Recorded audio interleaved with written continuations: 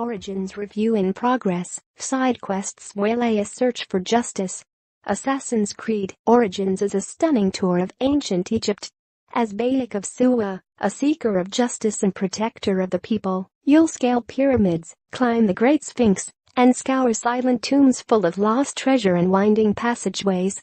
It's the latest installment in Ubisoft's series that's renowned for its sweeping vistas and aerial sneak kills. Origins is out today on PC, Xbox One, and PlayStation 4. I'm playing it on the PS4, and I've clocked in a little over 30 hours. So far the main story intrigues me.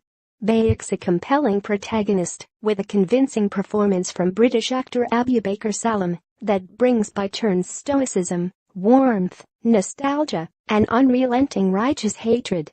The writers weave Egyptian lore and culture into the narrative, and it's heavy with symbolism. That said, it's not all sunshine and lotuses along the Nile. It has some weaknesses, most noticeably with the open-world gameplay. The following has light spoilers, ed.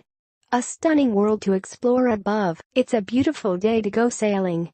Origins is beautiful, and traversing the roads between iconic ancient cities like Alexandria and Giza never ceases to amaze.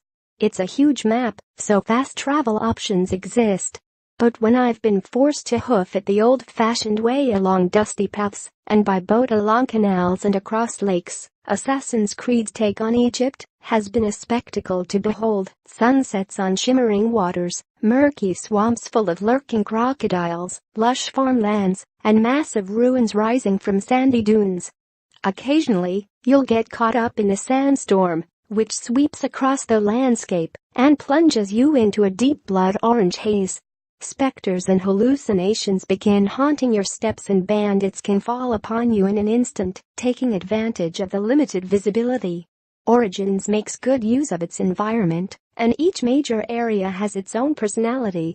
When you reach Memphis, the air is still, and the sounds are hushed.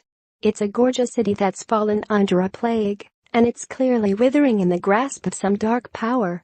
Even the rivers seem dull and uninviting, a decided difference from the clear waters of Lake Morris. Each of the cities you visit yields stories and snippets of ancient Egyptian life. You hear about merchants who sell forgeries from faraway towns, and you visit temples and learn about their gods and religious orders. Dividing time between vengeance and duty. Bayek is a magi, a member of an elite force that serves the pharaoh and protects the lands. At the start, the Order of the Ancients captures him and his son Khemu and attempts to extort information from him. In the ensuing scuffle, he accidentally kills Khemu with a blade meant for their captors. From then on, his story is one of vengeance, tracking down the Order and assassinating them one by one in both retribution and to prevent them from spreading further corruption in Egypt. As Bayek searches for justice, he also gets pulled into myriad tasks for commoners. Side quests are necessary in that they enable you to gain experience points and level up, so you can unlock skills such as a charged heavy attack and brandishing firebombs.